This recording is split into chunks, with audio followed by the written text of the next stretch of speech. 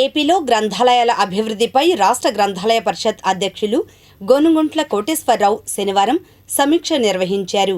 వివరాలు వీక్షిద్దాం. రాష్ట్రంలోని గ్రంథాలయాల అభివృద్ధి నిర్వహణపై జిల్లా గ్రంథాలయ సంస్థల అధ్యక్షులు, కార్యదర్శులతో ఆంధ్రప్రదేశ్ రాష్ట్ర గ్రంథాలయ పరిషత్ అధ్యక్షులు గోనుగుంట్ల కోటేశ్వరరావు శనివారం సమీక్షా సమావేశం నిర్వహించారు.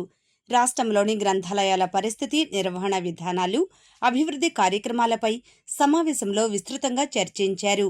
ఈ సందర్భంగా గోనుగుంట్ల కోటేశ్వరరావు మాట్లాడుతూ, మంగళగిరి గ్రంథాలయాన్ని ఆదర్శంగా తీసుకుని ప్రతి జిల్లాలో ఒక మోడల్ లైబ్రరీ ఏర్పాటుకు చర్యలు చేపట్టాలని సూచించారు.